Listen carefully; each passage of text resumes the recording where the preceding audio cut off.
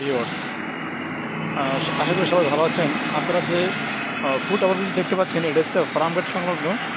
এখানে দিনের বেলা দেখছেন কত সুন্দর। মনে হচ্ছে যেন এখানে কেউ নেই, কোনো রকম কিছু হয় না, কিন্তু রাতের বেলায় এখানে আপনি দেখতে পাবেন যে কত রকমের অসামাজিক কার্যকলাপ। ঠিক আছে, এই ফুড ওভারব্রিজে অনেক অনেক অনেক অসামাজিক কার্যকলাপ হয়। নিচে গাদের আসর বসে এবং উপরে তো মাদক সেবন, মানে সবটাকে দেখেছি। ঠিক আছে, এর প্রতিকার করতে হবে। এর প্রতিকার না, এই ধরনের এই ধরনের সমস্যা বাংলাদেশের ঢাকা শহরের প্রত্যেকটা ওভারব্রিজে হয়ে থাকে। তা এর প্রতিকার কি আমাদের প্রশাসন নেবে না?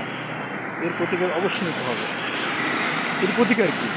এবং রাতে যারা চলাচল করে এই ফুট ওভারব্রিজে অনেক অনেক ভয় থাকে, অনেক ভয় থাকে। আশা করি বাংলাদেশের বাংলাদেশের মাননীয় প্রধানমন্ত্রী এবং স্বরাষ্ট্র মন্ত্রণালয়ের পক্ষ থেকে ফুট ওভারব্রিজে অন্তত একজন করে হলেও পুলিশ থাকা উচিত, যাতে সাধারণ মানুষ সেফটিভাবে চলাচল করতে পারে।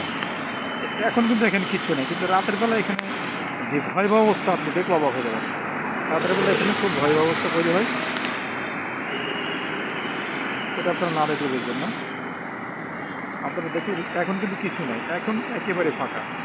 এখন আপনাকে আমি দেখাচ্ছি, এখন কিন্তু একেবারে ফাঁকা। দেখেন, কিছুই নেই, এখন কিছুই নাই, কোনো কিছুই নাই। কিন্তু রাতের বেলায় শুরু হয়ে যাবে এখানে অনেক অনেক অনেক অসামাজিক কার্যকলাপ। ঠিক আছে, যেটা আমাদের জন্য কাম্য নয়, যে জন্য আমাদের সমাজ ব্যবস্থা কিন্তু নষ্ট হয়ে যাচ্ছে।